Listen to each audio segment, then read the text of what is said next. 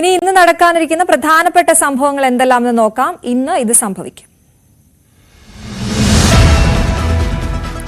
അന്തരിച്ച സംവിധായകൻ ഷാഫിയുടെ സംസ്കാരം വൈകിട്ട് കലൂർ കറുകപ്പള്ളി ജുമാ മസ്ജിദ് ഖബറിസ്ഥാനിൽ നടക്കും. രാവിലെ 10 മുതൽ കലൂർ മണപ്പാട്ടിപ്പറമ്പിലെ ബാങ്ക് ഹാളിൽ പൊതുദർശനം. ഷാഫി വിടവാങ്ങിയത് കൊച്ചിയിലെ സ്വകാര്യ ആശുപത്രിയിൽ രാത്രി 12:25-ന്.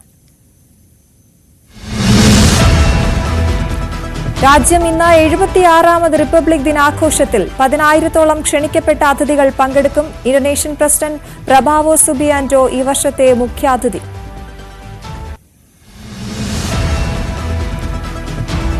വയനാട് പഞ്ചാരക്കൊല്ലിയിൽ വനം മന്ത്രിയുടെ അധ്യക്ഷതയിൽ ഇന്ന് ഉന്നതതല യോഗം. കളക്ടറും ഉന്നത ഉദ്യോഗസ്ഥരും പങ്കെടുക്കും.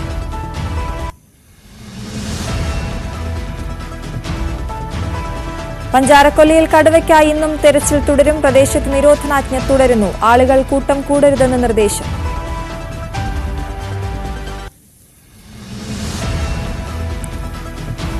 സംസ്ഥാനത്ത് ഇന്നും നാളെയും സാധാരണയേക്കാൾ ചൂട് കൂടും. ഒറ്റപ്പെട്ട ഇടങ്ങളിൽ സാധാരണയേക്കാൾ 2 ഡിഗ്രി സെൽഷ്യസ് മുതൽ 3 ഡിഗ്രി സെൽഷ്യസ് വരെ ചൂട് കൂടാൻ സാധ്യത.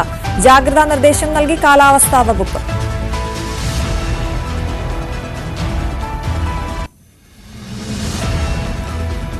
കഠിനംകുളം കൊലപാതകത്തിലെ പ്രതി ജോൺസൺ ഔസേപ്പിന്റെ ആരോഗ്യസ്ഥിതി മെഡിക്കൽ കോളേജിലെ വിദഗ്ധ ഡോക്ടർമാർ ഇന്ന് വിലയിരുത്തും. അറസ്റ്റ് ഉൾപ്പെടെയുള്ള തുടർ നടപടികളിൽ തീരുമാനമുണ്ടാകും.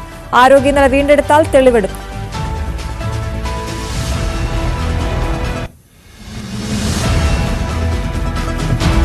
പ്രതിപക്ഷ നേതാവ് വി.ഡി. സതീശൻ നയിക്കുന്ന UDF സംസ്ഥാന കമ്മിറ്റിയുടെ മലയോര സമര പ്രചരണ യാത്ര തുടരും. യാത്ര ആരംഭിച്ചത് കണ്ണൂർ കരുവഞ്ചാലിൽ നിന്ന്. UDF സംസ്ഥാന കമ്മിറ്റി നേതൃത്വം നൽകുന്ന ഒരു യാത്ര കണ്ണൂർ ജില്ലയിൽ നിന്ന് ആരംഭിക്കുന്നത് 3 പതിറ്റാണ്ടുകൾക്ക് ശേഷം.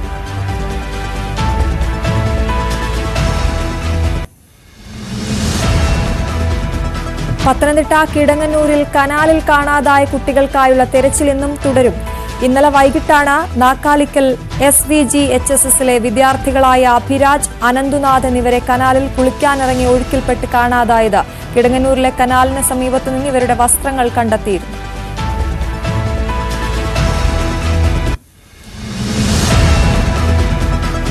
ഓസ്ട്രേലിയൻ ഓപ്പൺ പുരുഷ സിംഗിൾസ് ഫൈനൽ ഇന്ന്. യാനിക് സിന്നറും അലക്സാണ്ടർ സ്വരേവും ഏറ്റുമുട്ടും. ഇന്ത്യൻ സമയം ഉച്ചയ്ക്ക് 2 മണിക്ക് ഫൈനൽ.